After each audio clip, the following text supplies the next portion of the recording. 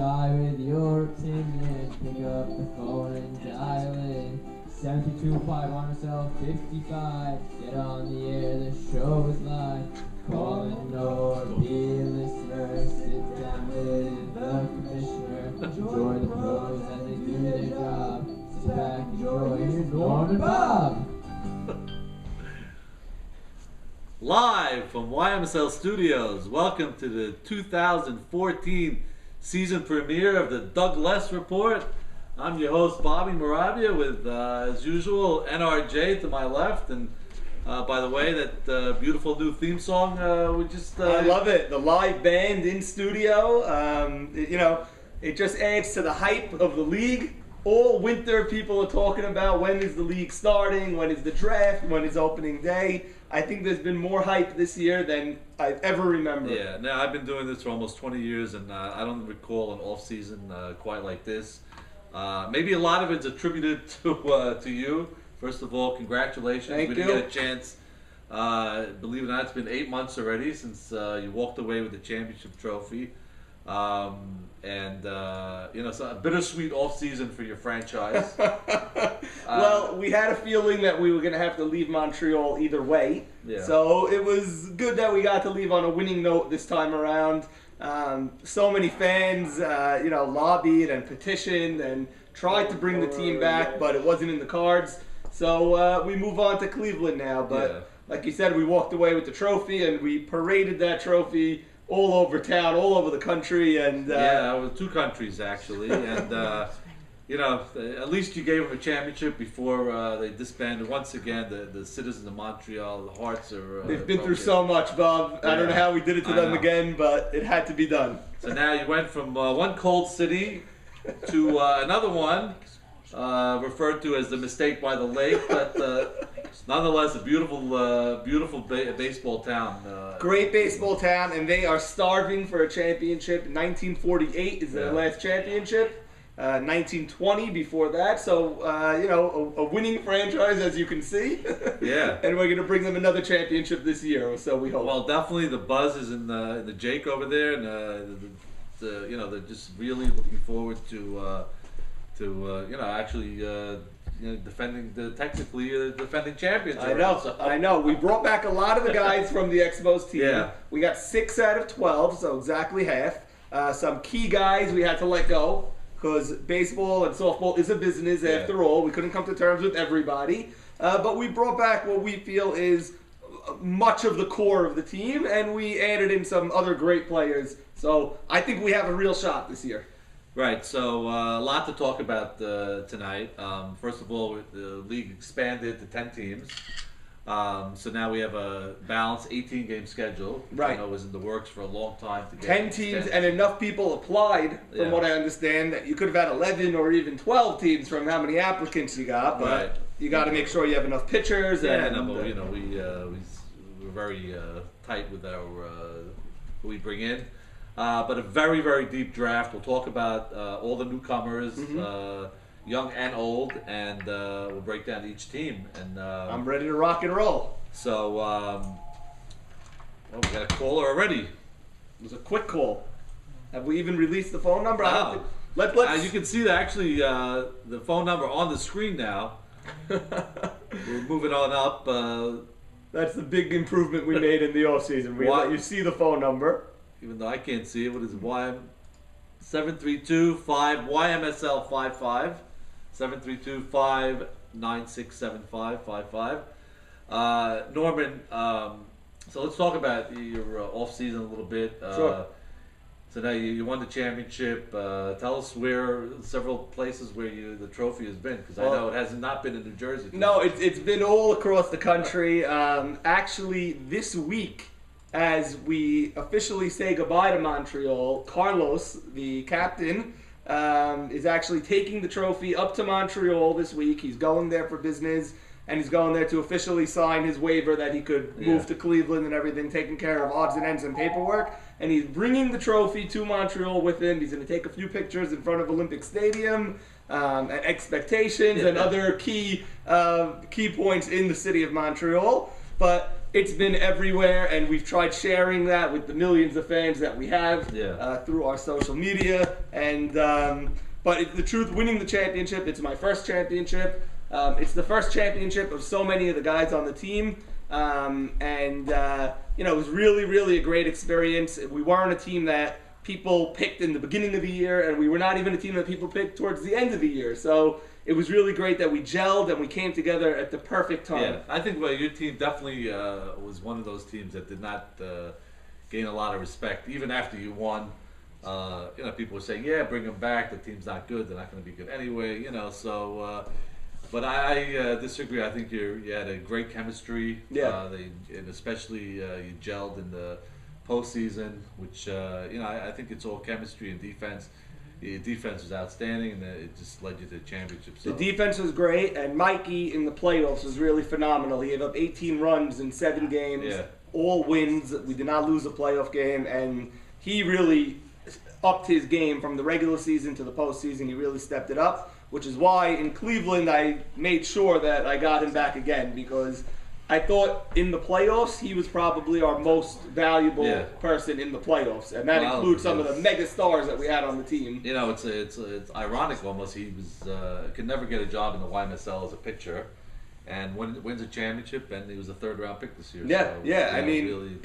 I remember the years 10 years ago, 12 years ago, when he didn't even get any playing time, didn't pitch, was a DH. He actually won a championship as a DH. Finally, he got a chance to pitch, and he got better and better and better each year.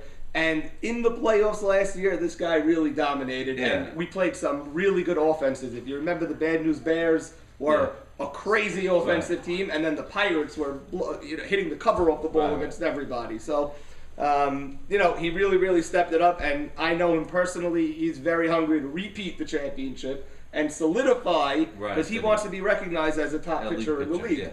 So that's enough for 2013. Let's move forward to 2014. And why don't we start off with the first team we're going to analyze is the Boys of Summer. Okay, the Big D. Formerly known as the Big D. The Boys of Summer, and a lot of Brooklyn ties, the Brooklyn Dodgers, of course. And we asked several members of their team why they picked the Boys of Summer, and apparently, Mavora, Nathan, and Jackie Adder were big. They used to go to Ebbets Field when they were younger, so that's where they came up. They used to go with Marty, so it brought back some memories. Sure, Duke Snyder in center field. That's RBJ's favorite player growing up. So now the big story with this team is Mavora. He now has a history of not making the postseason, the YMSL. Yes. Giving it his 3rd round, the go in the 3rd try over here. This is a very interesting team. They had the 1st pick overall. Tried to negotiate a trade to get that pick. They finally traded with Jack Jemal. But I guess Nathan wanted to play with his core of guys, and if you look at it, it's a great infield. If you look at it, you got Salim at 3rd, Sam Michon, one of the top shortstops, talented young men in the league. Elliot Rishti, he could play short on any team in the league, and Nemi at 1st. So the infield's very solid. And Bruce Wharton behind the plate is an outstanding catcher. The problem I have is the outfield. Right now, they're going with Jack Added in center field as a starting center field. Nathan in left. They do have a potential center fielder in right, in Solly S. Towell. They also have, I have a lot to say about this team, about their draft, about some of the moves that they made. They also have, from what I understand, Sam Michon's a great shortstop, but he could also play center field. And Elliot Rishti is a top shortstop. So I'm not saying Elliot is better than Sam or Sam is better than Elliot, but for this team, if you have a guy that could actually, a young guy that could play center field, I don't see why you're forcing the issue and putting Jack Haddad in center field. And Jack has 5 championships. Nathan has 5 championships. They're both great. They're both league legends. But between the two of them, they're probably 100 years old combined. And you hit a ball in the left center gap. That might be a problem with balls in the gap coverage. Now, in terms of the moves that they made, I am really, really puzzled at what Nathan was doing because, A, you had the 1st pick in the draft. You had Ali Marshall on your team. I don't know how I mean, you only have a 10% chance to get Ali. You have to have the first pick to get him. You got lucky and you got the first pick and you didn't take him. So to me, that's like strike one. Then you decide you're going to trade the pick. That's fine. Nathan could have gotten, and I know personally for a fact, he could have gotten a lot more for that pick than what he ended up settling for. And he kept overplaying his hand, and not just me, but other captains were willing to give him a lot. He didn't take it, and then he was left with no other buyers. Yeah, and then he settled for less. He gave it away for free, basically, so that's strike two. And then, if you're going to trade the pick, you basically traded Ali for Mavora. Right. So, to me, that is not the horse that I want to hitch my wagon to. A guy that has not made the playoffs, went down to AAA a few times, came back up and unable to get to the postseason in a league where the majority of the teams make the postseason. Yeah, so that is the big question mark. Nathan seems very confident that Jack will be able to do the job in center field, but he also does have options, like you mentioned, Sam Mishon or either Solly has Tal in center field, so, it's not a bad team, really. If you look at it, I mean, Salim is a top-notch third baseman. Salim's a great third. Like you said, their infield is phenomenal. But I just think Elliot Rishdie at second is a little bit of a waste because he's such a good fielder. Right. He's really a top 5% fielder in the league. He's still. I've always said I've never seen a guy play third base like he did in this league. And he has an arm that's like to put him at second just doesn't seem to make sense to me. Even though you have great left side, if you can move, I would put Sam in center and Elliott at short, and then move Jack Haddett to right. I know they have an extra guy here and there. I would make it work somehow where Elliott is on the left side of the infield. Right. And they have another guy who's Marcus Adjemi, who's also played a few years ago. Stayed in the minor leagues, much improved. Yeah. And RB, believe it or not, picked in the last round, is also picked on the team. Another guy with 5 championships is RB. So they have championships. Now, Nathan hasn't won in a good 20 years, but he's a Hall of Famer and does have 5 rings, and they have a lot of bling on this team. The guy that doesn't have any bling is Ike Mavora, and he's going to be the key to the team. Yeah, no question about it. I mean, he's got to pitch, lights out, and he's got, he's going to put up offensive numbers, but it's not all about that in this league. So, really the question is what happens in center field, and I think the rest of the guys are very solid at each position. And Bobby, it's a long season. Who they start in center field week 1 is not who they have in week 10, week 12. It's a very, very long season. So there's going to be, a ton of changes by this team and many other teams. So it's no big deal to hammer them on how they start. The way I would say right now, they're right in the middle of the pack. I would say like a 9-9 team, something along those lines. Maybe 10-8. I would say it depends on what moves they make. If they're able to adjust to what happens throughout the course of the year. If they stay stubborn and they keep, I really don't like Elliot Rishdie at second base. I would either move him to the left side or trade him and get maybe somebody else that could help them because it's a waste over there. But maybe they want to keep him, and maybe they'll make a move later in the year. I don't know. Well, yeah, I mean, there's some teams that are playing with a shortstop, it's a center fielder at short, so maybe they can work something out over there. They could certainly use, the name Jacobatti maybe pops up. Hey, you never know. So, but I look at them as a middle-of-the-road team right now. So, they have good bats. Very, like we mentioned, a lot of veteran leadership on the team. Yep. So I don't know if that's good or bad in the league the way it's set up now, but history shows that it's good. It's usually good. These guys were a playoff team last year in Jack and Nathan and that team. Like I said, most teams make the playoffs. I think they'll get into the playoffs, and then we'll see from there. Yeah. So right now, boys of summer. Not one of the top elite teams right now, but that could definitely change. The next team we're going to look at is the Cardinals. Okay. Captained by Eddie Michon. Yes. And Eddie Michon has returned as a captain after a disaster with Tiger Blood a couple years ago. What a great team name it was. I still remember the red uniforms. Yeah. I remember the people that wore it, like Robert Braha, I remember was on that team. Great team, young talent on paper, but not on the field. Right. But he had a lot of fun, and they played hard. And that's one thing about Eddie Michon teams are fundamentally sound. And well, Eddie's coming off one of his, unbelievably, one of his greatest seasons of his career. One of the greatest careers in any YMSL history. And he has a top career, and the year he put up last year was just amazing. He was insulted from where he got picked, and he showed the league that he was insulted. It was the MVP last year. I think it's with 7-14, something wild, crazy like that. And now he picked John Eliezer with his first round pick, which no doubt is unbelievable talent, Eliezer. And he took John Eliezer with the fourth overall pick. There were rumors he played with Eddie Rishti last year, so I had thought he was going to go with Eddie Rishti this year. He wanted to go with a little bit more youth. John had an awesome year last year. He was on the Canes. He made some wild plays, batted well over 500, as you can see on the screen over there. A lot of power and a supreme glove at shortstop. He's a tremendous bat. Tremendous, like we said, a young guy, and the upside is unbelievable. Now that he has transportation, it's definitely helped his draft situation. So a bit of a surprise that he went with him over Henry or somebody like that, but there's no question if he puts it all together, he's just going to be a scary. You know what? I don't really even think it's such a surprise. I've been saying for a while that the guys that are the main shortstops for the last few years, I think it's time that the younger guys come in and take over.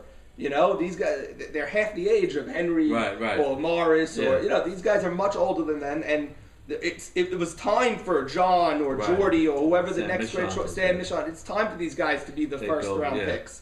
But it's still funny. It's still, no matter what, it's still Ali Morris. I know. It's just amazing. Nobody can pass that up, you know. But I think he's got a very solid team. He's got Nathan Zolta, Erwin Cohen, and a great right fielder in Sammy Loudon.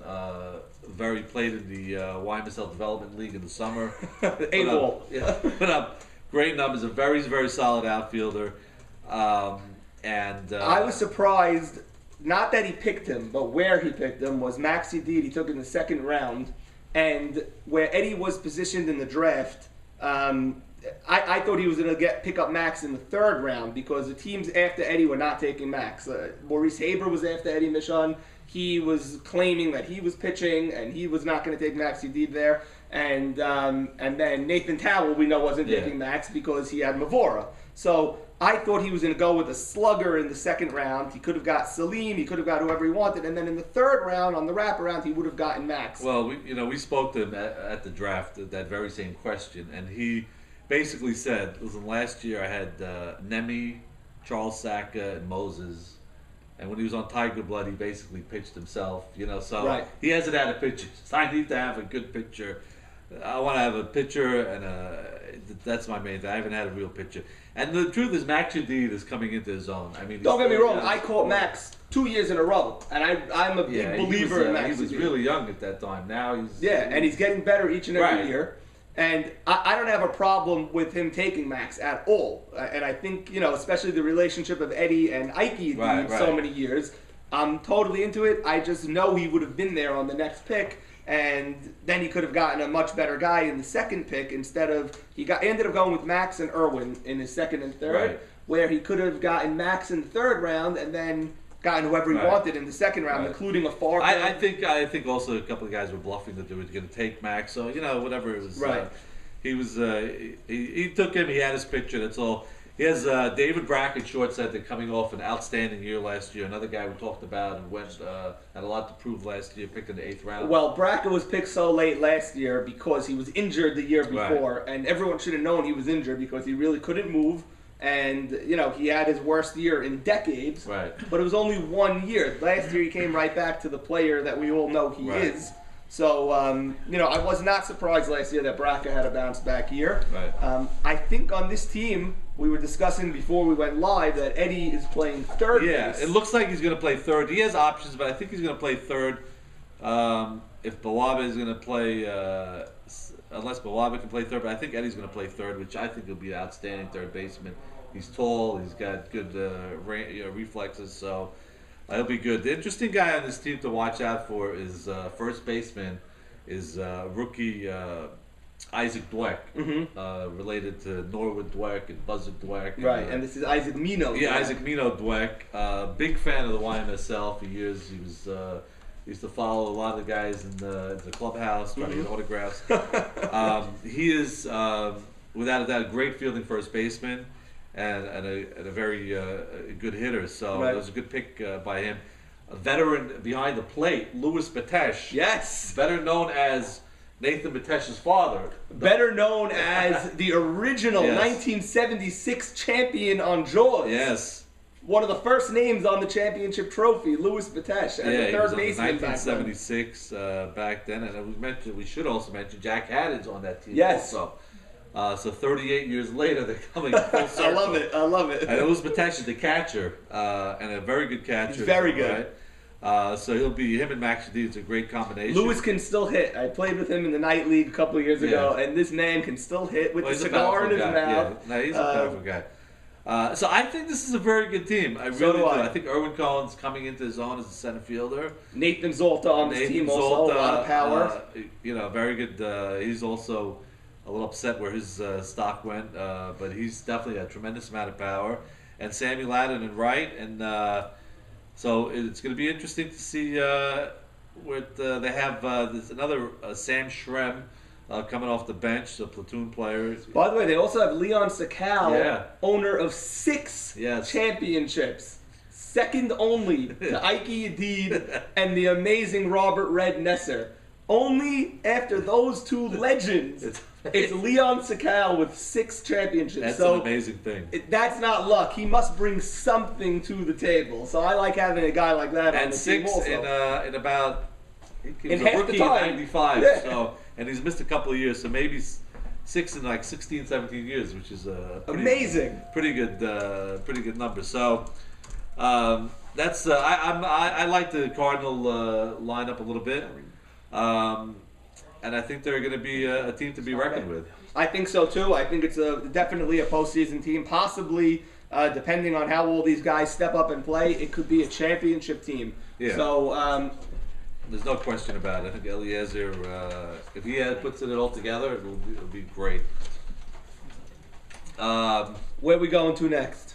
Now the next team is the Astros. Okay, Houston. Now, why anybody would want to be the 54 and 108 Astros but this is the throwback Astros. Astros have never won a championship, by the way. No, they've never won a championships, and known for some extremely ugly uniforms. Those 86 uniforms are phenomenal. Those striped, against the Mets, that uniform.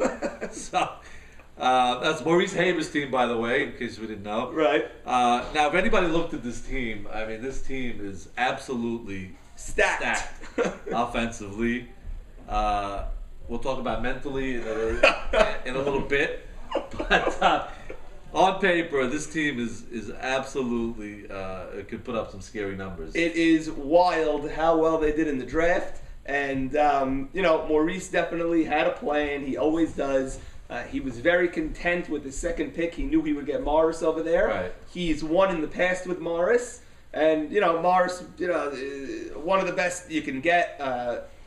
Still probably the best shortstop in the league. Still now. Yeah. No question about it. Well, definitely the best postseason player in the history of the league. So you start your team with Morris. Then in the second round, Maurice was jubilant that he got David Farka in the second round. Farka coming off a AAA season where he got sent down, but Maurice obviously feels he's ready for the major leagues again. The big question is Farka in center field. He's not really a pure center fielder, but they also have another guy in left field, and Sonny Shalom. Sonny could definitely play center if need be. I'm interested in seeing the dynamic between Farka and Sonny. Who's going to position the other outfielder? Who's going to listen to who? Right. And who's going to really call the shots? Because that's a big part of playing the outfield is where you stand, where you're positioned. I know for a fact Sonny is a pro at that, and I don't know if Farka is, but Farka's the younger guy, the second round pick, the center fielder. So I'm interested in seeing how that plays itself out. And now the infield is just great. Big Soley at third base. So great. Best all-around players in the league. Great offensive player and great third baseman. Obviously, we'll talk about Mo at short. Irving Batesh, one of the great fielding, not much of a bat, but a very good defensive player. Very strong, yeah. And Saban at first.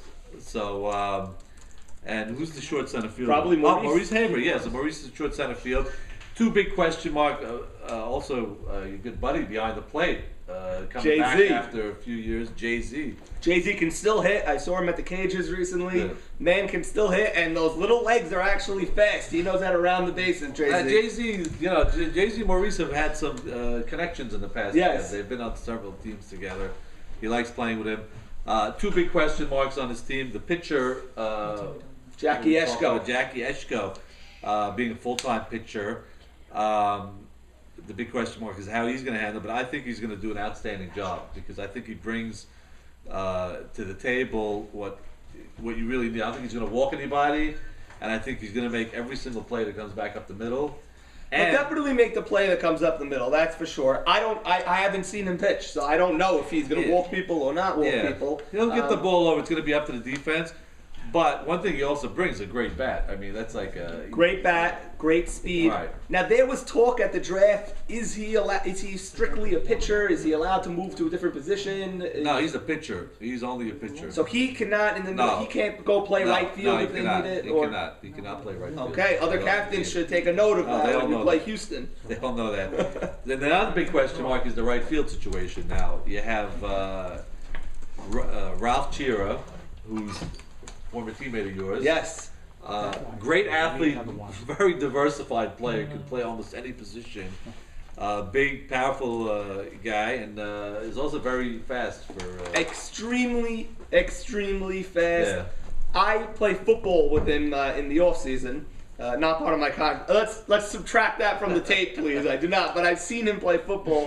This guy's very very fast, and he catches everything. I don't think it's a problem in right field. I think he can handle right field, and I know he has a great arm. Yeah. He's played right field before, actually. So I just never had a full-time job. He's played catcher. He's played first base. He's played short center. He's a great teammate. He'll play wherever you need him to play. Yeah, he's a great guy to have on the team. No question about it. Or they can go with the newly engaged Louis the Lip Massery. Louis Lip is probably the only human on earth that's faster than Ralph Chira. And congratulations to Louis. This team has a great problem in that they have so many good players. Yeah. I don't know how they're going to figure out where they're going to play because Louis could play, Ralph can play. Louis actually is a great short center fielder. So that can spell Maurice. Maurice, trade yourself. But I guess if Maurice could be a strict DH, if Louis, takes a job and does a great job with it. Again, you look at this team, we've seen this a lot of times, the YMSL, on paper, stacked to the gills, but does that translate into a championship team? You have Saban fact there, which creates a lot of dissension. I didn't look back at the rosters. I'm interested in seeing how often Saban has played with Morris, because Morris is the ultimate champion, knows how to win, knows how to get things in order, and Saban is Mount Saban. He could erupt at any time. Well, ironic you should ask that. Yeah. I think Saban has one championship, now his 22nd year in the league, and guess who his teammate was? So there you go.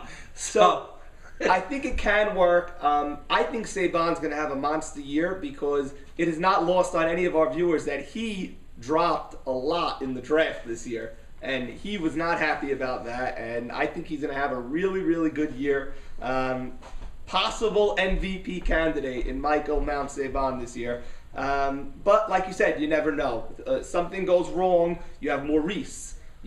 Maurice, by the way, is guilty on that all-out team last year. He totally lost his cool in a playoff game. And not just any playoff game. He lost his cool in a game where his team had just come back miraculously from 3 runs down with 2 outs, facing elimination against the Bears. They came back. He had a call that he thought was bad against his team. Totally lost it. Was that the one where his son was called out for? Yes, for leaving the base early. That's the game I'm referring to. Yeah. Maurice and Hank and all these guys went crazy. And, so you have these very, very strong personalities. Yeah, you have Maurice, great you have Saban. Yeah, it's going to be definitely interesting. And then throw in Sonny into that mix. I don't know how he's going to fit with that chemistry. But And then you got Big Soli also, and you got Farka, a new guy in center. If this team could gel, they should win it all. Right. But let's see if they could come together or not. they also, if it doesn't work, they have a very, very big solution to the problem. Which is? Moses Eastman. By the way, the same exact thing happened last year, and who was on the mound in the semifinal round in the playoffs? It was Moses again. I thought it was a very, very smart move by Maurice, taking Moses with that second to last pick. Yeah. Everyone assumed Moses is the 121st person, but no, he took him, and we all know Moses is very hungry for a championship. No pun intended. Even though he did lose 85 pounds in the offseason. I heard. I'm excited to see him. So that's good news for the. But I think it's a good pick because who knows? I never saw Eshko really pitch, even during the regular season. If Eshko has a bad day, it's good to have Moses as a little insurance policy. And Moses and Mo have a great history together. I believe winning of course 3 championships. Moses and family. Yeah, Moses and family, and maybe Entourage was on that team. So definitely, right now, you'd have to say this team on paper is stacked to be one of the top teams in the league. So definitely. We're all high on them. I know both of us. Both of us are very high. Championship contender for sure. And I know Maurice Saber is cannot wait to get to the field with this team. He feels it's his best team he's had in a very long time. Right. Well, if he's not on the field, he's probably right. I think he's nice. So now let's go to Helter Skelter. Okay. Which is Max Sutton's team. Max Sutton, first-time captain since the 2008 season, I believe. Okay. And this is a very interesting team. He with his first pick, he got Henry. Obviously, it's short. Max is also a shortstop, but he's going to play third. Right. So your left side right away is extremely strong. And with his next pick, I thought was a little early. With his second-round pick, he took Albert Gamal. Yeah, I thought the rumor is, by the way, that Hank wanted Lee Zakaria with the second pick. But if you remember, if you play back the show from when we were doing the live draft, the first 2 rounds, Max actually got a click on the phone when he called in to make the pick. And he was all, I don't know who to pick, I don't know what to do. That was hammering Hank with the hammer on the click, saying take Lee Zakaria. Yeah. Max didn't pick up the phone, and he went with Albert Gamal. And, the hammer took over the draft from that point on. That was second or the third round? That was the second round on the Thursday night. Yeah, okay, no, because now I'm thinking if he did that, if he took Lee, his infield would have been absolutely ridiculous. But he would have went to the next round with no outfield. No outfield, but in the next round. And he was locked in the 4th, so he would have had... he could have gotten in the next round either Irwin or Jake or Eli Harari. One of those 3 guys. Yeah. They all went in the middle of the 3rd round. I think he lost all those guys. If I'm not mistaken, I don't know if he would have had a chance for them. He was thinking maybe either Jake Dweck or Irwin. They all went back to back to back. Or he could have went with his friend Steven Safdie, monster power. Yeah, but I don't think he wanted him as a center fielder because he's not a pure center fielder. No, he's not a center fielder, but Gamal is just a monster. He cannot play center field, so you got a left fielder. But he did make a good pick later on. He picked Eli Harari. Whose stock, dropped a little bit, so he was fortunate to be able to get him there. Mm-hmm. His right fielder could be Rookie of the Year candidate, Elliot Saka, one of the top, outstanding Hillel alum. It's not actually alum. He's still in school. Okay, keep studying, Elliot. Then you have David Richter, your former teammate. Love him. Great team player.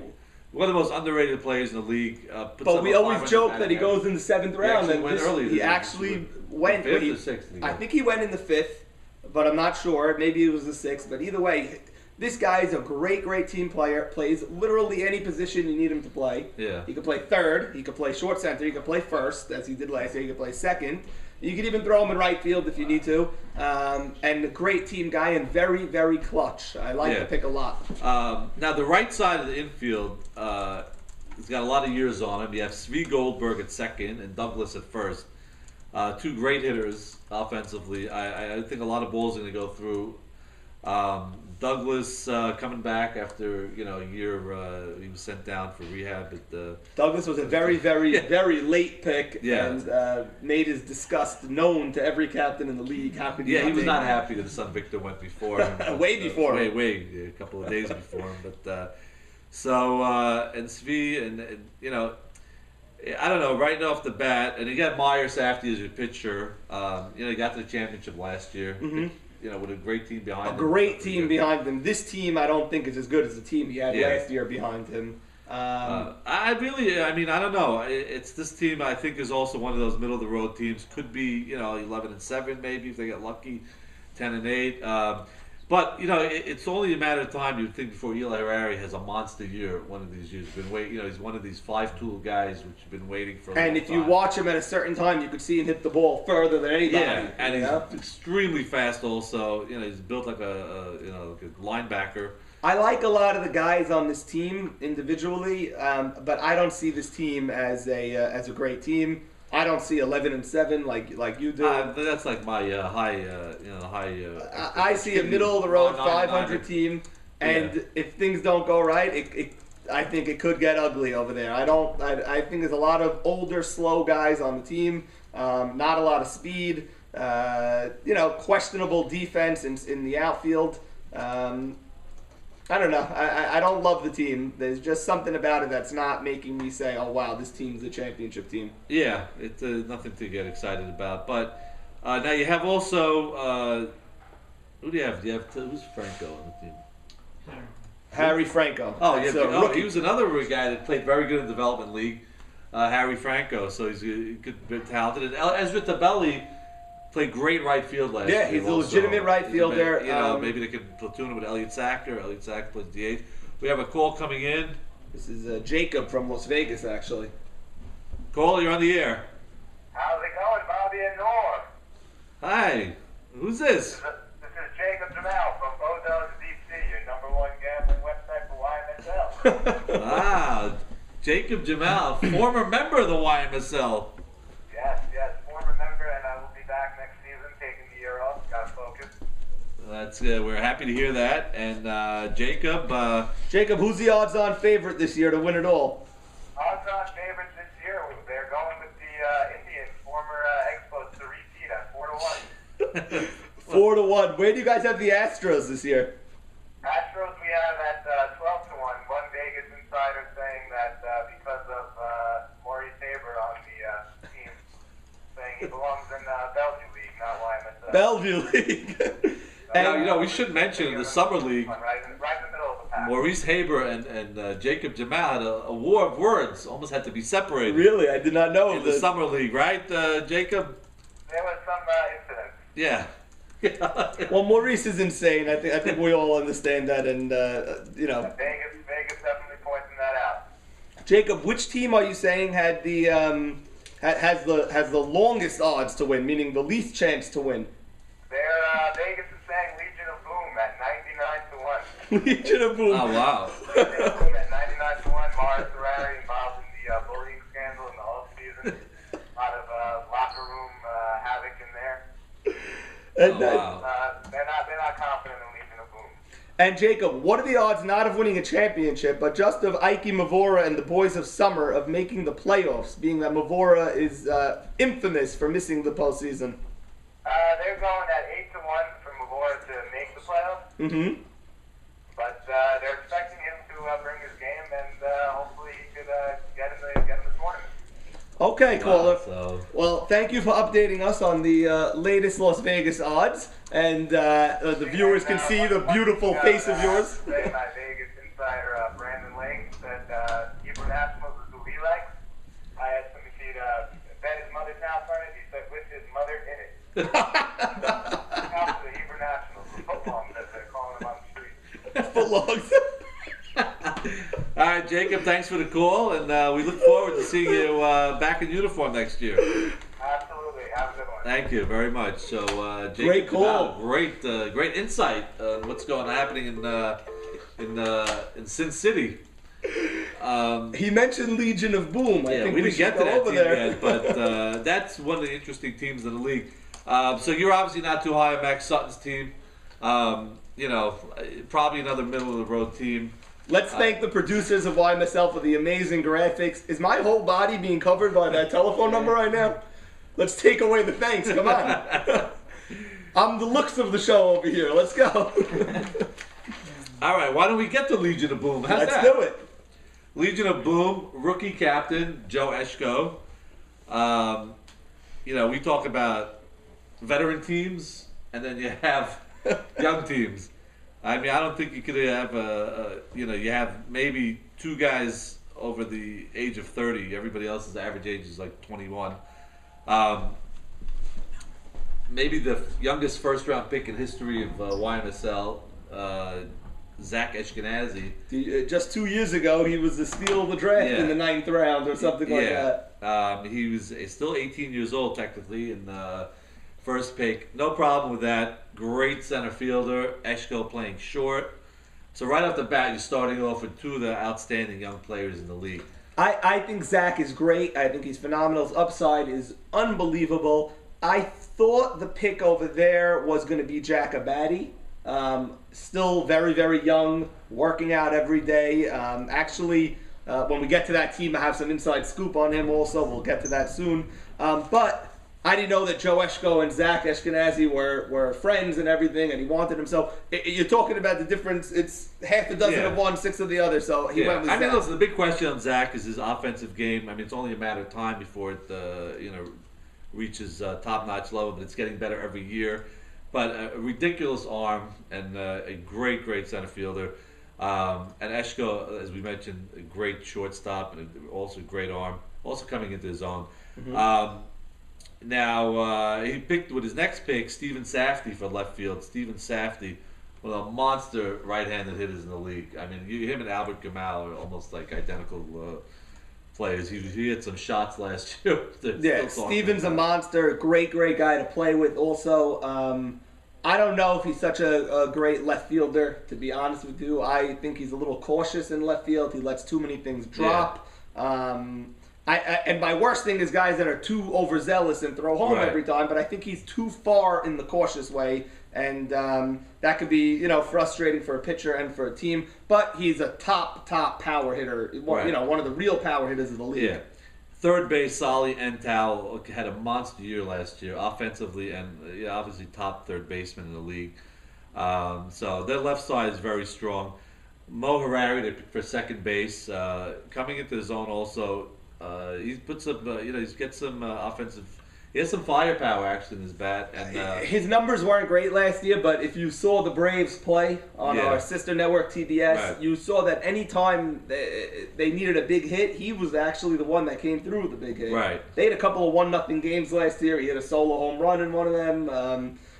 He's a good player for second base. I like it. The Braves had him at third, so I think this is better. They have another guy on the team, a tremendous power hitter whose stock just keeps falling every year, David Harari.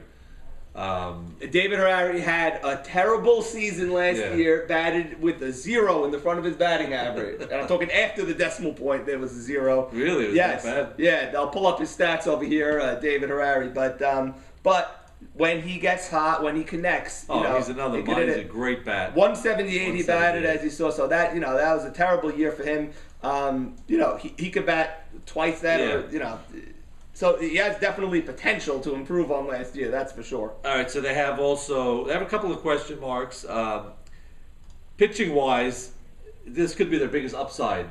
Outstanding young pitcher that came from Max Sutton's league, Ralph Sutton. Yes. Very young. You saw him pitch, I believe, in the night league. He throws hard. He's really good. I thought they got lucky, Legion of Boom. I thought very lucky to get him the fifth, or what is it, even later? At the end, Leo Casson went 2 picks before him. I thought Leo was going to end up on Legion of Boom. He's friends with these guys, but they ended up getting Ralph. So I think they did well over there. But I think this team has too many question marks. Like Joe Eshko, he was a great center fielder. Now you're moving him to short. It's a big responsibility, shortstop. You have Solian, but he came up as a shortstop actually. He did come up as a shortstop, but now to be the captain also and the shortstop, I think it's a lot on his head. Zach is a great player, but didn't have his monster year last year. I just think there's too many questions. The pitcher from the other league. I'll tell you what. It's a very, very young team, as we mentioned, and I don't know who the leader of this team is going to be because seems a lot of quiet guys. Steven Safdie's not the type of guy to make a lot of noise. Eshko's going to really have to pick up Zach's quiet. I don't think this Ralph Sutton's going to, be too vocal this year. So that's going to be interesting to see. But just to recap, we had a little bit of technical difficulties just now with the audio. Last couple of minutes, we're discussing the Legion of Boom. And basically what we're saying is they have a lot of talent, but a lot of question marks so far. So and keep an eye on this rookie prospect that I got reports on the other day. They played in Brooklyn. Isaac Seton, and according to our sources, he hit some monster balls. Really? Yeah, and he went maybe 11th round. That was a late pick for them. Yeah, and so we're not really sure what position he's going to play, but it could be a sleeper in that. There's always a few sleepers when nobody. With the scouting system we have in the YMSL, it's almost impossible for guys to slip through the cracks, but he might be one of them. We have Morris Harari on the line of Legion of Boom. Let's see what he has to say. Probably not much. Let's see. Morris, you're on the air. Hello? Yeah, wake up, Mo. How you doing? What's up, guys? How's everything? So tell us, what do you think about Legion of Boom? I've never been more excited to play in this league. Well, considering you play with Saban every year, I wonder why. Yeah, and then last year, thanks to the Bridge, was released as a big team. It's by far the most talented team I ever played on. And, Jigga, I don't know what's wrong with him. Give us 99 to 1 odds. I'll place the bet right now. I think it's because Jigga actually played with you last year. Jigga, when we are in the World Series, I'll send you 4 tickets behind the dugout. I think Jigga saw you up close last year as a player and therefore made those odds. So tell us, Mo, what do you know about your pitcher? What do you know about your pitcher, Ralph Sutton? Have you had a chance to meet him yet? I played with him in the 90s when he was 18 on Harry Marshall's team. Oh. He was very good. He won the 90s last year. Yeah. I think he really is a steal in the 7th round, better than a lot of guys taking over him. Oh, okay. So it looks like you made out Really well. good. You made out well there, and obviously Zach in center field is outstanding.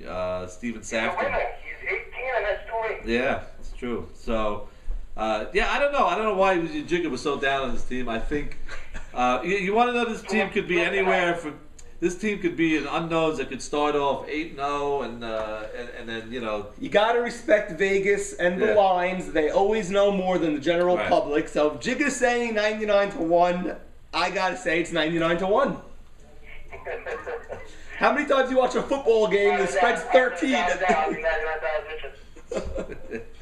So, all right. So we'll see. Thanks for the call, Mo. Good luck this year. We look forward to seeing you on the field. Thanks, guys. All right.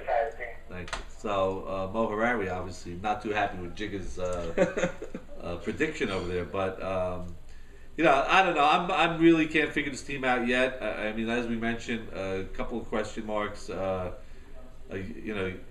Leadership veteran leadership is going to be a big issue, but talent-wise and speed-wise, this team's got a lot of. I think you hit on it. It's a long season. They're going to have games where they blow people out, but then they're going to have the games where you need a veteran leader. Right. And I'm not sure who it is. Maybe somebody steps up. Maybe Sali Entowell, or maybe Steven Safty, or maybe one of these guys step up and take that role. Or maybe Joe Eshko is more of a leader beyond his years as the captain. Yeah, we'll see how it happens. Captain of Hillel Varsity, led some great teams over there. But in this season, there's so many ups and downs that there are times when it's rough, when the team wants to kill each other, and somebody needs to restore the order. So so let's go now after this. So I see this team as potentially could be the upper tier team, but Jigga disagrees with you clearly. But again, it could go the other way too if the youth just falls apart. So. The next team we're going to do is the Hebrew Nationals, one of the great team names in YMSL history, captained by ABJ Cohen. Yep. And this team, very interesting team, a very young, close-knit team. A couple of key,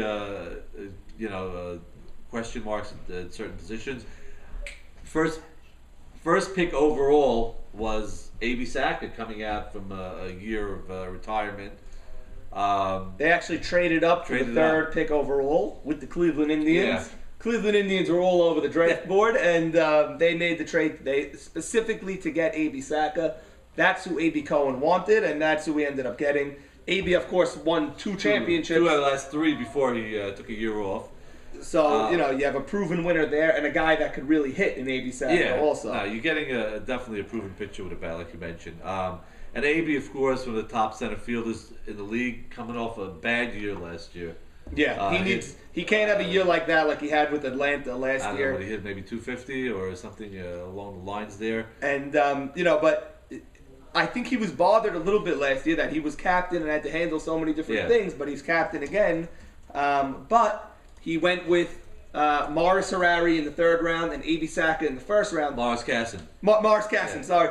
Two guys that have been captains in this Right. league. So he immediately solidified the leadership on the team with his first few picks and had some really, really good players also. So A couple of guys to keep an eye on. Jacob Cohen, his brother, Jigga Cohen, yes. in right field. Another Jigga? The Jigga Cohen, yes. Very lanky, played in the development league also, outstanding along the bloodlines of his brothers. I have him playing left field on my... it could be left field. Who do you have at left? Moko, another. Yes. could be switched around, but with referring to former YMSL statistician and won statistician of the year 3 years in a row. That's a record, by the way. Yes. Voted neatest handwriting in YMSL history. Also won most accurate book. Yes, 2 of the 3 years, I believe. So that's Morris Cohen and Morris played hardball under Bud Mesner. Yeah. I'm related to Morris. He's an excellent player. I thought he would drop just because he's new to the league and people wouldn't know him. And AB scooped him up. He's really an infielder by trade, but they're putting him, I believe, in right field is what I think their plan is. Yeah. So, all right, but let's he can hit Morris also. Yeah, Morris will play. Let's get a call. Cole, you're on the air. Hello, how you doing? Yeah. Who's that? Sam Nishon, first time, long time. Oh, wow. Boys of Summer. Sam Michon. This summer. Is your father screening the calls or no? Nah, my father's away right now, so you don't have to hear from him. All right. How you doing, Sam? How's your off season? It's been a great off season. Had to do some shoulder rehab for the torn labrum. But right now I'm looking good and I'm working hard and hopefully. Sam, Are you there's back to report- 100%? Yeah, I'm at 100%. Okay, good. So there's no issue there. Sam, there's reports on your team that that you can play center field and would be willing to play center field. Should that be the best thing for the team? Is this true, or are you steadfast on remaining a shortstop? No, I would definitely play center field if the team needs it. I hear this second baseman is a great shortstop, and I heard that they took him in case Jack Haddock was having a rough time for insurance, that I could go to center and they could put this guy at short. So, listen, I'll do whatever the team needs. I'm about winning, and that's what it's about. Sam, of course, won in his rookie Yeah, his campaign rookie with year. the Florida Marlins. Sam, there's a rumor that you're going to miss a few weeks due to a business trip in Barcelona. Can you confirm this? No, I told YMSL staff and the headquarters that I'm done with all my business in Barcelona. I closed shop up there. Everything's good up there, and I got out of there last summer. So now I got to focus on the YMSL season full on.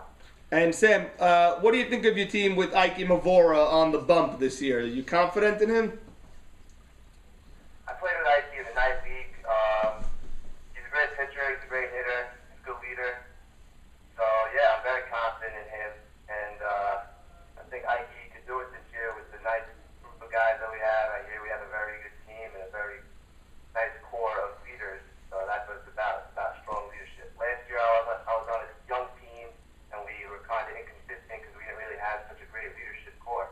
But this year I'm hearing that we have a really good leadership core. Well, we're looking for a monster year out of you. You're coming into your own, and you have tremendous amount of power, and you're definitely one of the young bright stars in the league. So if you ever put it all together this year, that could lead Boys of Summer into into a long way into the playoffs.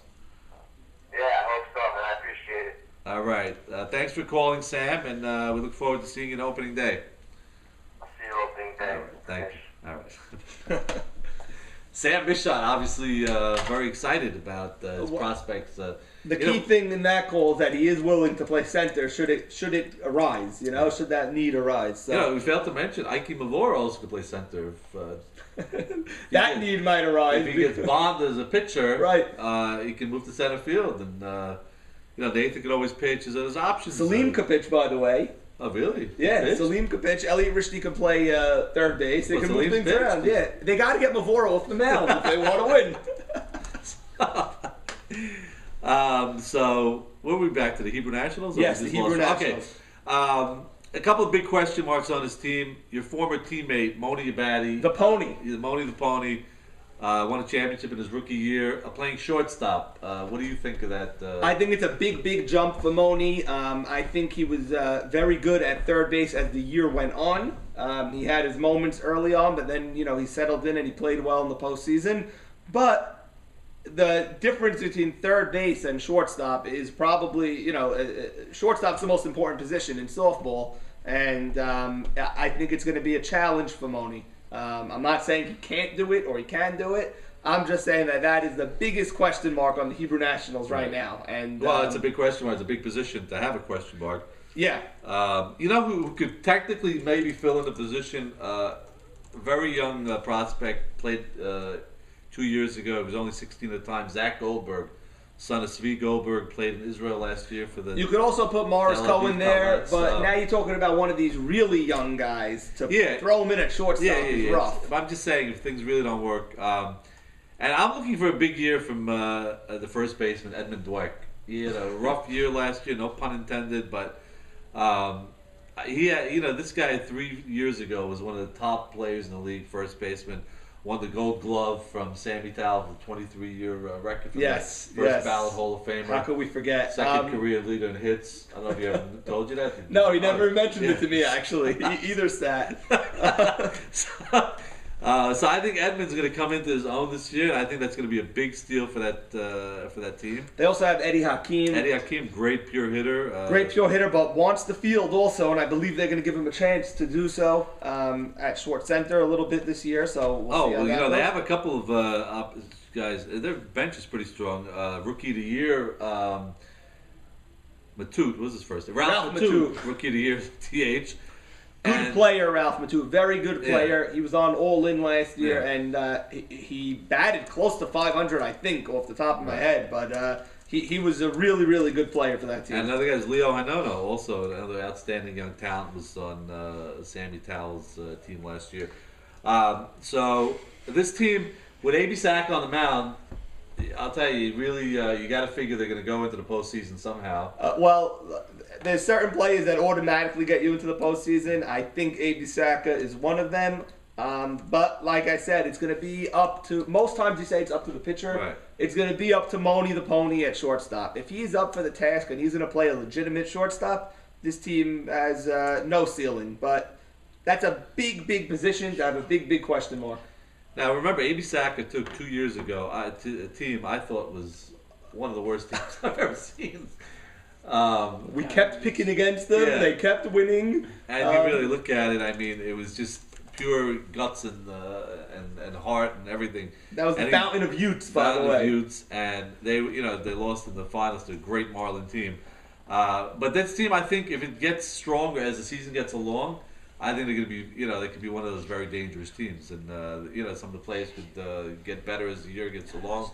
Moko and Jacob and get confidence. It could be. A.B. Cohen's got to have an old school A.B. Cohen year. Yeah, he's definitely. He's going to give it the defensive end, but he's got to put up offensive numbers.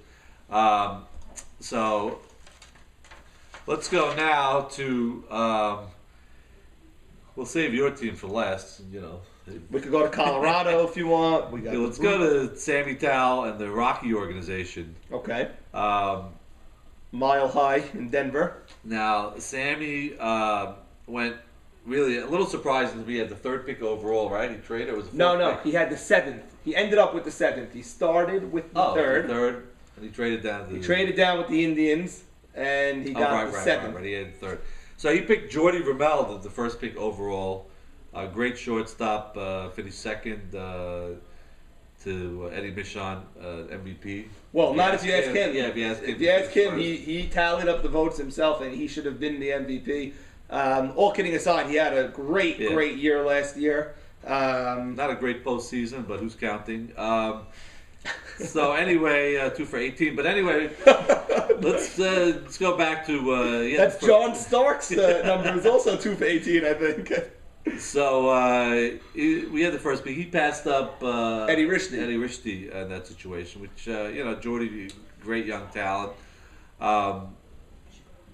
With the next pick, he picked a pitch. Oh, he picked JT, which you're never going to see JT in the second round, slipping the second round. But he's getting married this year. There's some couple of weeks he's missing. There's a few weeks he's missing. It's unclear if he's missing maybe up to 3 weeks. Yeah. When exactly it's going to be. So that's the only reason JT dropped. Otherwise, he's automatically a first-round pick. By the way, if anybody has comments, you can tweet to the YMSL.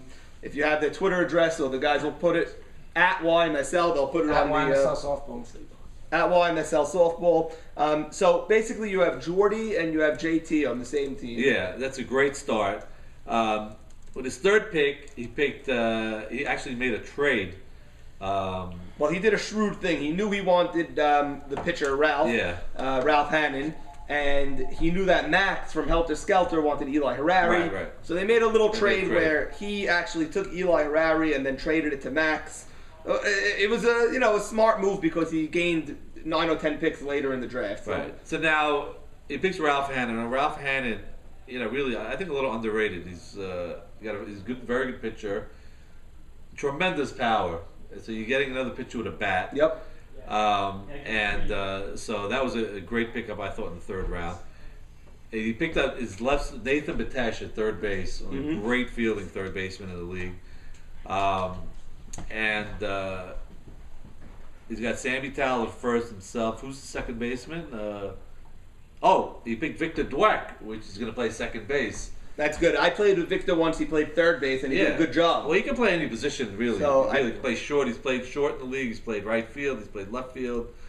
So Victor Dweck at second base. And then he has a great short center fielder, veteran, Ralph Older Cohen. Yes. I haven't met Ralph Younger Cohen, but Ralph Older Cohen, in his own right, when he was young, was a shortstop, and he still possesses a great bat. So I think overall, Sammy did a very, very good job drafting this team. I love the Ralph Hannon pick in the third round. I really like that pick. Interesting to see the chemistry between Jordy and JT. They both seem like they should be the main guy on the team. They're both essentially first-round picks. Right. So, but I'm sure Sammy will take the reins, and he'll be the one voice in the clubhouse. I thought he made a great pick. A guy who produces every year, Leo Picciotto. I think the stock dropped a little bit. I think he had shoulder issues last year. That's the thing with Leo. He's injury prone at this point. He's had a few years where he missed a few weeks for injury and then he travels. But now I think he's finally 100%. I think he had surgery in the off season. He's fully recovered. So I think he's going to put tremendous numbers, and I think he could fill in a little bit. And they have also Louis Franco in right field, also a great young outfielder. So I guess one of those two could fill in when JT goes away. This team could be one of the stronger teams in the league. I think so, for sure. I think this team is a serious contender for the World Series. I like this team a lot. I really think Ralph Hannon is ready to win it all now. I was very impressed by this team and Sammy drafting. This is one of the strongest teams in the league. Yeah, and he has a good, strong bench. He picked up career 189 hitter Sammy Insane Sutton. And he's a good coach. He claims he has 12, 13 rings. I don't know. I didn't see his name. Well, he counts Top Gun tournaments as rings. Yes. So, Bobby, I believe we have a caller from the Astros organization, manager of the Astros, Maurice Haber. Maurice, you're on the air. Yeah, how you doing, Bob? How you doing, Norm? How are you, Norm? Maurice, nice to hear from you. And thank you. we analyzed your team. We thought we'd hear from you then. Yeah. So first of all, I wanted to tell Norman, congratulations again on last year. Thank you. You inspired me to pick a team name that never won a championship, the Houston Astros. You set a trend last year with the Expos. They never won before. So if you did it last year, I could pick the Astros. It was between the Astros and the Padres. So By the way, I'm not sure who came in with the Expos. It might have been the Astros in, was it in 69? It might have been. Colt 45 or something like that. Yes, the Houston Colt 45. Gonna call Jimmy Malott for that. Colt 45s would have been a nice name. Should have went with that one maybe. So Maurice, we analyzed your team. Before we start, where is he getting his odds? From the Horseshoe Hotel in Vegas, or is it a regular hotel? Never argue with Vegas, man. They know something, I'm telling you. There's one part of Vegas and there's another part of Vegas. This is the wrong part of Vegas. Well, he gave you pretty good odds. What were they? No, they gave him 12 to 1. 12 to 1. Yeah. I'm not worried about us. I'm worried about what we did with the Indians. That's the key thing. It doesn't sound fishy. They're brother and brother. You know, you have your favorite to win it all. Yeah, he's rooting for them. But Maurice, we analyzed your team. Anyway, yeah. We were very impressed with your. We thought we drafted extremely well. And our big question mark that we had was a couple of things. Was Ralph Chira in right field, but Norman thinks he's going to do an outstanding job. He's a very talented player, so I think he's going to do a great job also. And how Eshko holds up at pitching, which I don't think is going to be an issue. Right. To be honest with you, first of all, I scouted Eshko last year. I know he was a big fan of the Expos, but now he has nothing to do with them. He's been pitching with Hillel for his children, his son especially. And honestly, I know Eshko pitched like 3-4 years ago, and somebody had a walk-off home run on the guy or something like that when I think Red gave up 100 runs. But Eshko's been pitching. He doesn't walk people. He doesn't get rattled. He doesn't choke. And to me, he's my star pitcher. I have Moses as a backup. As for the lead captain, don't worry. Eshko's not playing the field at all. He never was. I didn't pick him for that. So you guys don't have to worry. But I'm very confident in Eshko. What are you thinking in terms of your lineup? Because you could put Eshko leading off, you could have Sonny, or you could even, your lineup is so stacked, you could even put Morris to lead off if you wanted to. The projected lineup I have right now is I could definitely put Mo Shama first, but the way I see it now, and anything can change, is that I have Eshko leading off, Barker number 2, Mo Shama number 3, Savon number 4, Story number 5, and George Clooney number 6. Wow. Over there, That's and a- then Sonny and on and on. You have Jay-Z, great hitter in his own right. And Jay-Z, I have a lot of old Expos and a lot of Norman's friends. I just want to tell you, Norman, I didn't pick those guys to get a home run. These guys were there, and I'm very happy to have them on the team. I know Sonny's a Mets fan. That's playing for my Yankees. I got a lot of respect for him, and I think he's a veteran, and Sonny's going to bring a lot to the table, and I think he's going to win another championship this year. Are you concerned with Mount Saban erupting at first base? Mount Saban has played with me in the 9 league for a long time, and next to me, he doesn't open his mouth. I know you guys know him, but me and him have a thing. Really, as long as he's not a captain, he doesn't have to worry. He's not going to really open his mouth as much as you guys know he is, but he's all in. No pun intended from last year. Is there truth to the reports that you, when you got the second pick, you said, "Thank God I don't have to play with the hammer this year"? Oh, my God.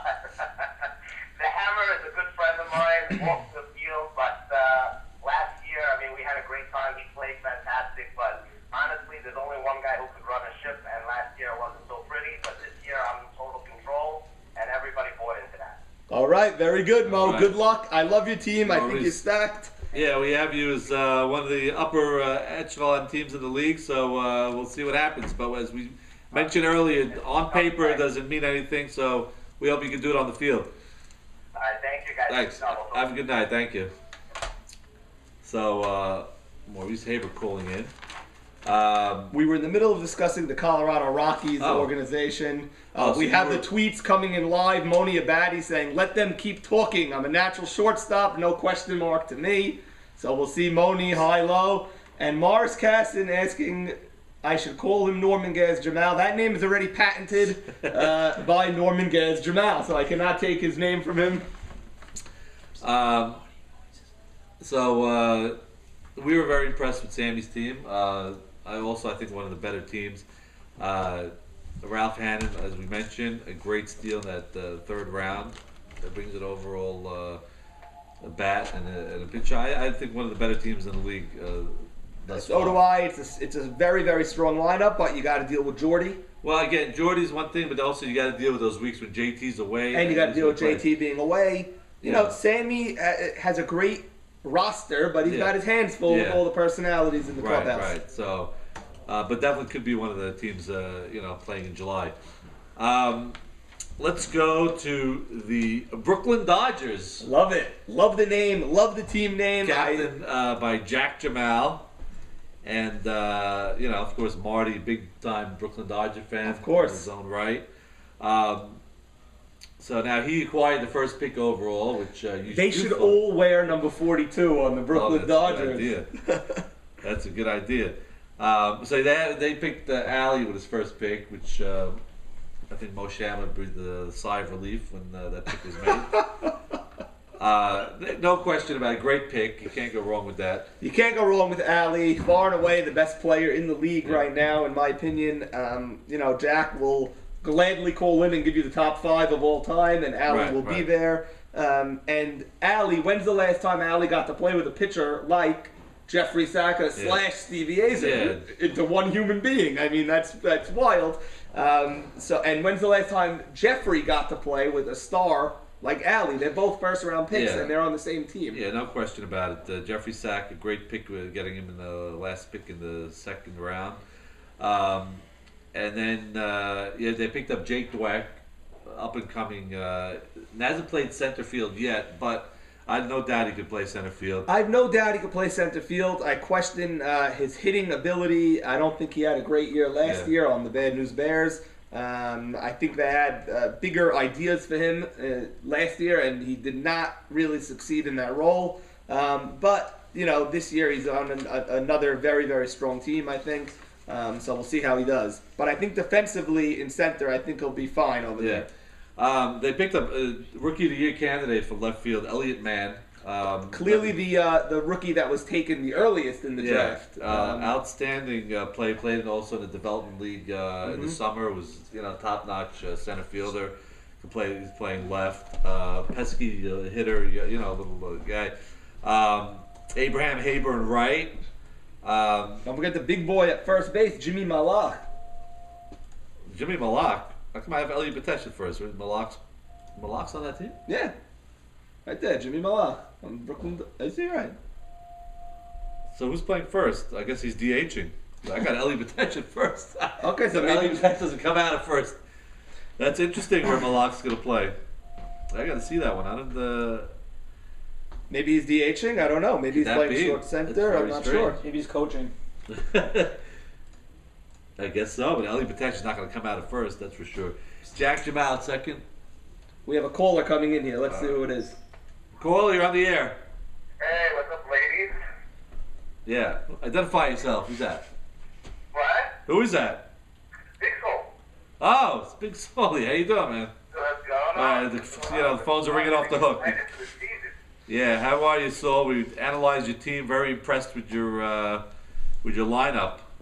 Yeah, love it. I'm actually currently at Team Alpha Male Gym working out. Maurice offered me a workout bonus, so I'm gladly taking it. Yes, I saw your muscle on Instagram the other day. Oh, well, you saw my muscle elsewhere also.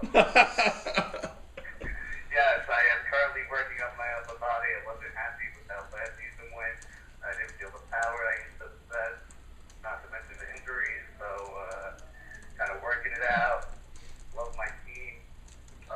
Funny story to see Morris and Mount Sabon when all season took a cruise together. No, it was not a gay cruise, but we went with the families. Spoke for how fun it would be to play together this year. Sabon was Sabon a stowaway, or he went legitimately? Nah, we actually went legitimately. We kind of tried to sneak under the rope. Oh, so you guys were anticipating playing together. Yes, we were. We actually spoke on the cruise the whole time. How great it would be. Oh wow! So you're not really worried about the chemistry in the inside the clubhouse. I think Mars and Maurice could pretty much handle Sabon. I grew up with him for about 30 years now, but I handled his fire. Mars is an amazing player. I actually won my 2 championships with Mars. One with Moses and family, and one with you. AMW, the best team ever. Never picked to America's Most Wanted, right? Pitcher Bobby Morabia on that Exactly. team, yeah. Gotta say, that was probably the most funnest season I ever had in wine. No, that was a great team. Incredible It is grammatical. season. Great. Yeah. So Solly, thanks for the call, and we're looking for big things from your team this year. So Oh yeah, we're looking forward to it. all right.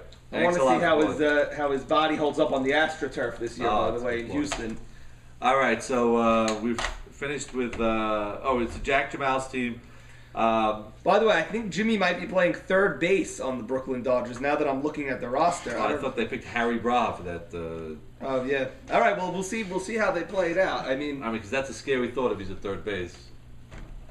yeah, it's You know, a little. they called him Marty Brodeur when he was playing third base with all the kick saves, but he was Without the 3 championships. exactly. So I know Elliot Batash's not coming out of first, so I know that's going to be problems if he does platoon there. And you have on the bench, you have Labo. Yes. Labo fell in the draft this year as well, Bobby. I think it's an understatement of the year. He actually went in the In the 13th round, if you count he went the with Moses pick. what is known as the insane pick, 120th overall. So it's interesting. I forgot about Malak. I didn't have him down here, but I guess he adds a big dimension, obviously offensively. So this team, I guess Jeffrey could carry them, and Ali, you got to figure they're going to get into the playoffs somehow. Any team with Alley's in the playoffs, you throw in a top pitcher like Jeffrey Saka, and it's for sure in the playoffs, no matter what anybody else does. And then you look at some of the players they have. A lot's going to fall on Elliot Mann. They took him in a real legitimate round, Right. So he's got to step up. Jake DeWeck has to step up a little bit. Jimmy's got to continue doing what he's been doing. They're definitely going to be in the playoffs, no doubt about that. And it's just a matter, like we always say, how they come together. And if the role players step up, no one player can win a championship alone. So Right. they're going to need these role guys to come through with some big hits also. Yeah, I don't look at them as one of the better teams that far. I mean, again, it could be one of those 10-8 teams, 9-9, something like that. But I think they'll find a way to get in, and they could be dangerous if they get in. Certainly. Jeffrey Saka showed us a couple of years ago how dangerous he could be in the postseason. Right. And Ali showed us just last year what he can do. So I think Jack Jamal did a good job early with his draft. Later on, I thought he made some questionable picks. But overall, I think they have a good team. Yeah, they'll be definitely a team that could be reckoned with. Now we have the team formerly known as Brew Crew. Just applied for a name change. The Untouchables. Now, Untouchables was a 1985 team that did not do too well. Captained by Stevie Shalom. I believe Nathan Cowell was on the team. Really? That's interesting. Nathan, a bad team with Stevie Shalom? I believe so. They won a couple championships together. Yeah. But before that, in '85, they were on the Untouchables, and they did not do. They got to the playoffs, but they didn't win anything. Yeah. So Joe Cheer, the captain of the team, coming off championship season last year, he lost in the finals. League championship. League championship. Playing center field.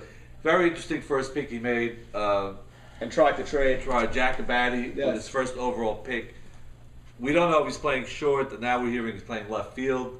It's going to be interesting to see, obviously, one of the top center fielders in the league playing left now. I think he's playing short is my belief. I know I've heard rumors the last couple of days or so, but I think he's playing shortstop. I know he wants to play shortstop. So yeah, okay, I'm sure he can do a great job. Outstanding arm.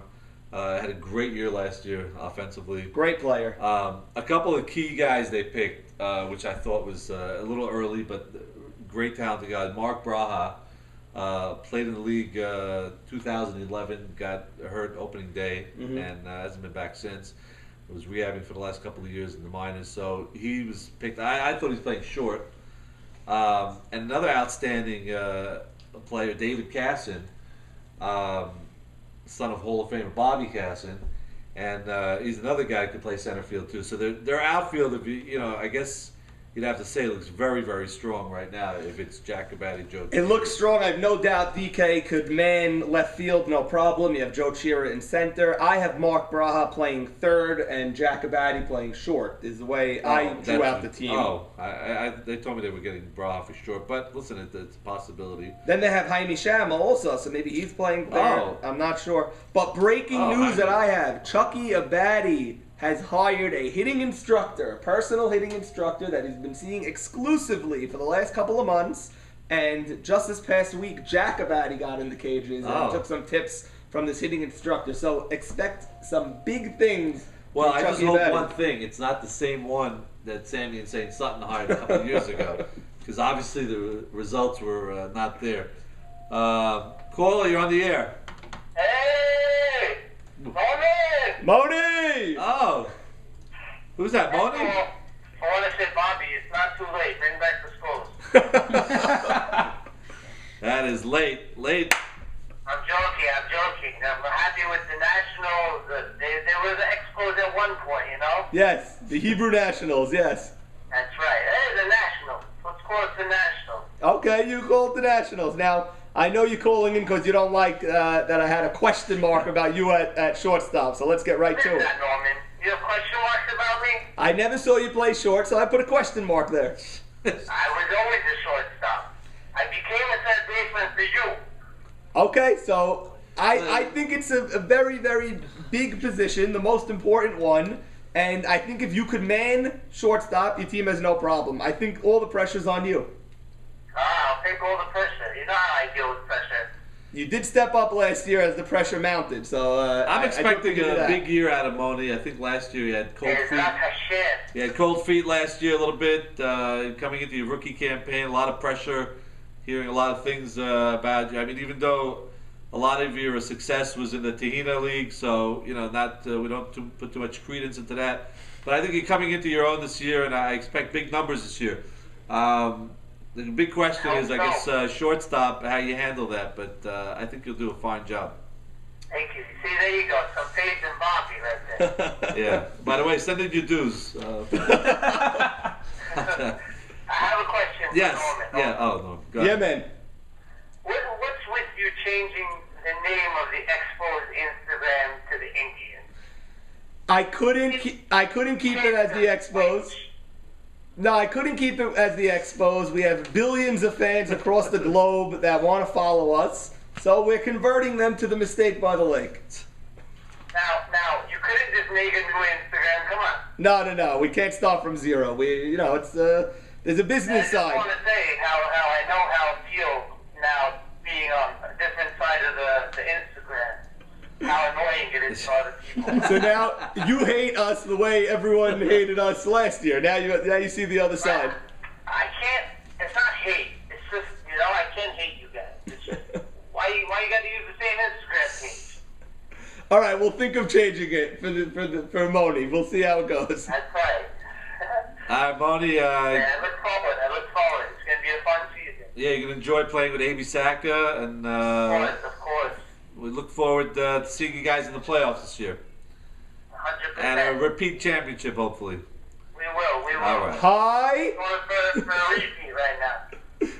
All right, Moni. Thanks a lot. Have a good night. All right, you too. All right. Moni. The pony. has some issues with Norman. Yes. He was upset that we didn't draft him. What can I tell you, Moni? I'm sorry, but we'll see how he does at shortstop. I forgot to put Jaime this. Jaime obviously is going to play second base. You would think. You have a great short center field in Jackie Haber on this team. Steven Matesh at first.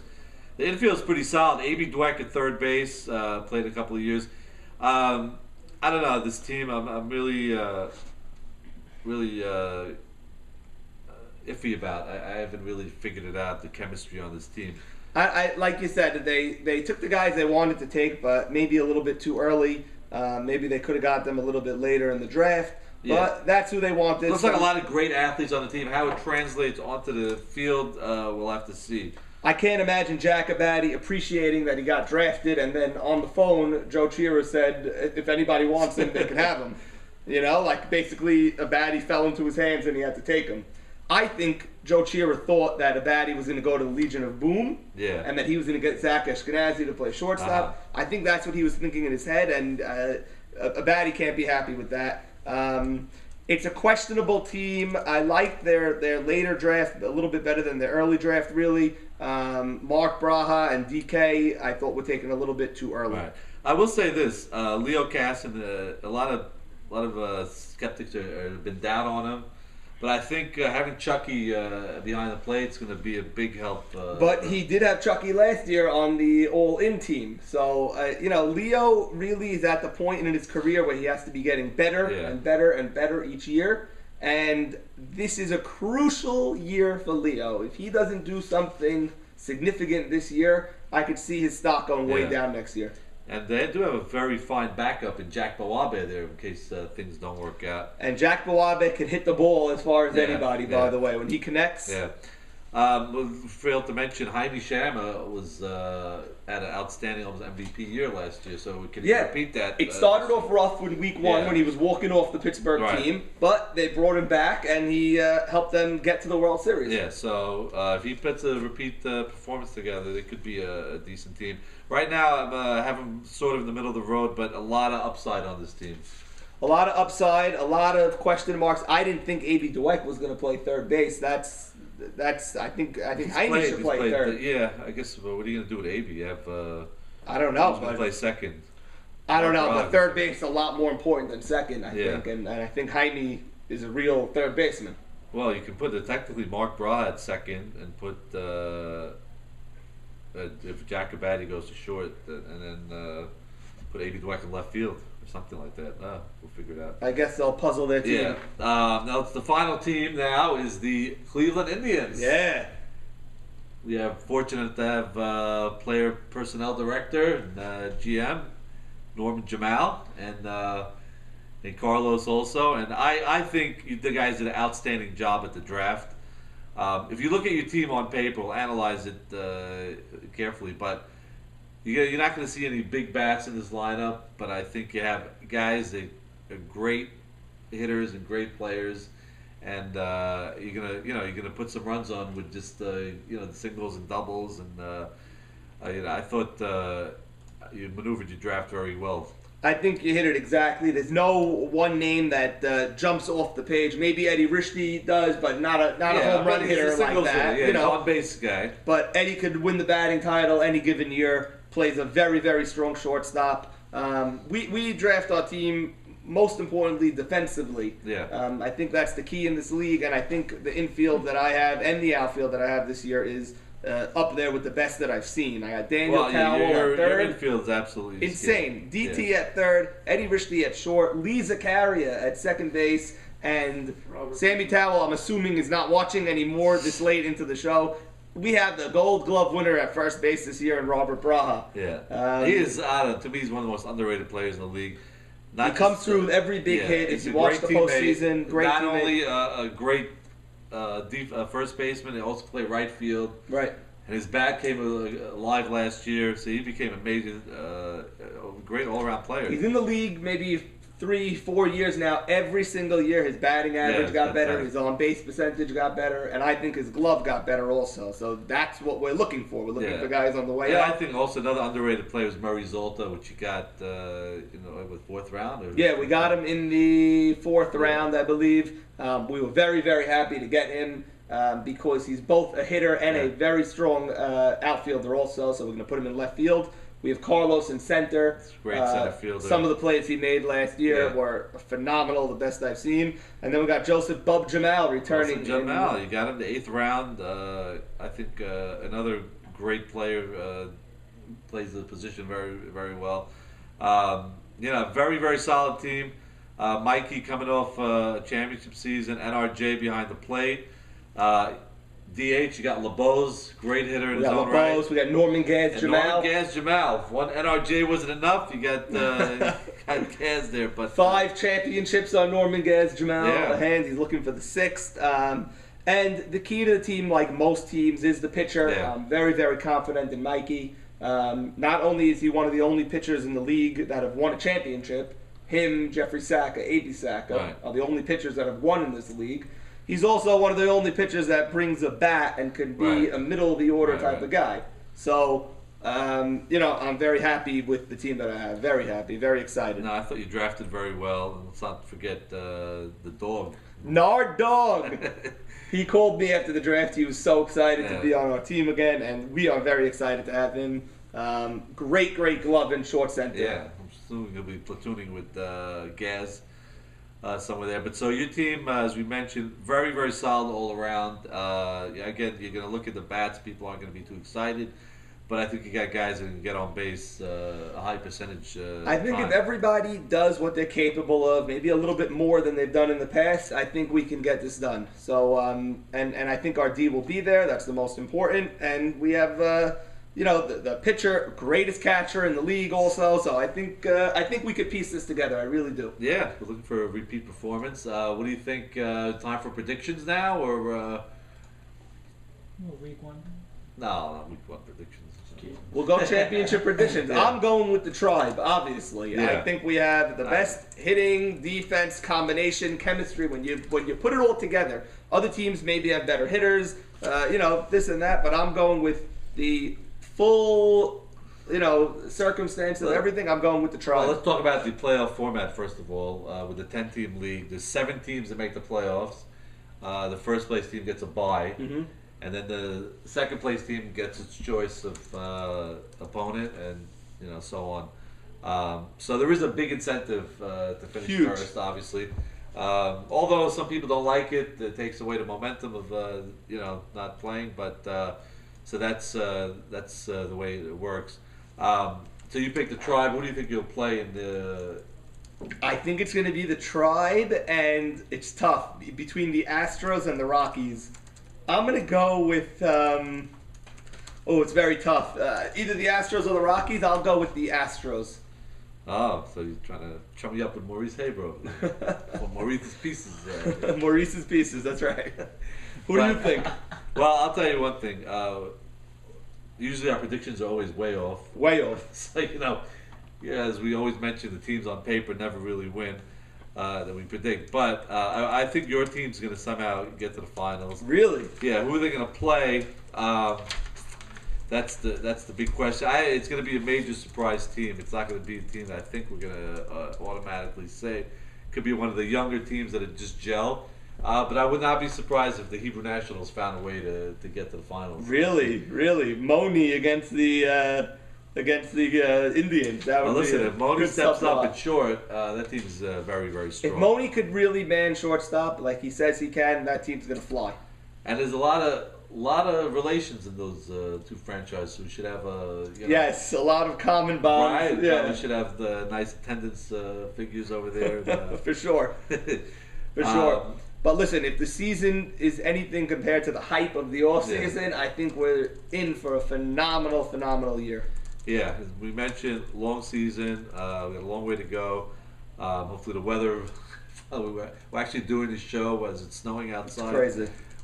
So opening day is like 12 days away, and we'll see. So we're not going to do really MVP, none of that stuff, because there's too many guys. But that was a great first show. I think it's going to be an exciting year, and it's going to be a lot of ups and downs. The last 3 years, every single team was in it to make the postseason in the last week of the season. Yeah. So, well, we always say the way this draft is set up, it's just almost impossible to have a stacked team. The parity in this league is, unless you really screw up a draft, it's just it works out. It's just so many seven teams we've had in the past, 8 and 8, 9 and 7, mm-hmm. and what else could you ask for? Is everybody has a chance going to the last week, and that's what we've had, and we may have that again. Who knows? That would be an ideal situation.